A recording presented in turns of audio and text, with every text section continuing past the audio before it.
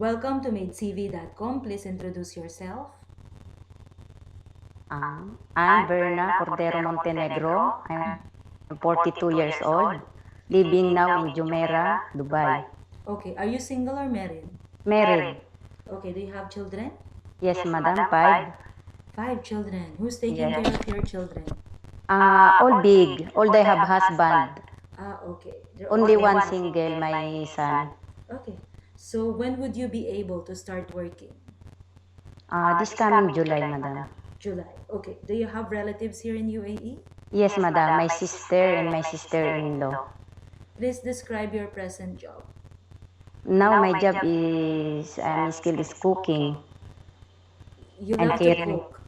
Okay. Caring the baby, housekeeping, all household chores. All household chores. So you're cleaning the house, Yes. you're cooking, and then looking after children. Yes, after finish cooking, I'm looking for the children. Okay, how many children are under your care? 3. 3 children. How old are the children? 3. The youngest is 3 and second is 6 and the oldest is 9-year-old. Okay, what do you like most about your present job? Now my present job is cooking. You love to cook. You love cooking. Yeah. Okay. Yeah. So describe in details how do you perform your tasks for each location in the house. For example, how are you going to clean the kitchen? First, before I'm sleeping, I'm cleaning the kitchen because in the morning, I start cooking early for the children foods. Before going to school, I prepare foods for the children. Okay, so how do you clean?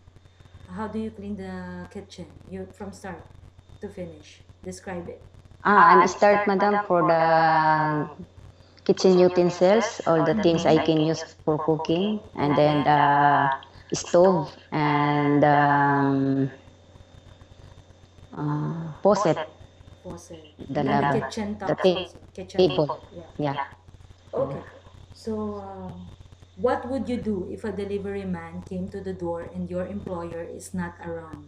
I'm not coming inside. I'm asking wait for my employer coming before coming, before going inside. Okay. So you said you love to cook. What kind of foods you can cook? Any kind of foods, ma'am. But what's your specialty? What do you usually cook? Vegetable and fish. Vegetables and Fish. fish. Yeah, fish. Okay. So can you follow instruction in cookbooks? Yes, ma'am, I follow. Okay. So what favorite activities you enjoy doing with children? Sometimes playing and tutoring. Playing and tutoring. So what do children like best about you? I'm feeding my children, madam. So they like you because you always give them food?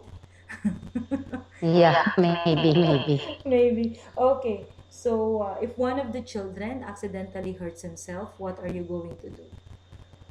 First, I giving first aids, madam. If some wound, I keep clean with soap in hot water and put something medicine with EPAB in the house. And if need to going to the doctor, I am asking to my employer immediately going to the doctor. Okay. So as a nanny, could you say no to a child? What, ma'am? As a nanny, could you say Yeah. no to a child? No, ma'am. Always yes. What if she's asking for something that is bad for her? Are you going to say yes? No, I'm teach what is good. Yes, it depends, actually. Yeah, depend of the what he asking to me. Okay. So the child finishes school at 3 p.m. and she will have her dinner at 6 p.m. During Yes, those madam. 3 hours, what will you do to entertain the child? I'm teaching and playing, and if you want to going another place, I'm only watching the baby, what she can do and what he can do. Okay, good. Because you cannot For give the, them food. yeah, I'm not cooking for this time. Yeah, because My they will employer, lose their appetite. Okay. So madam, my what, employer coming now.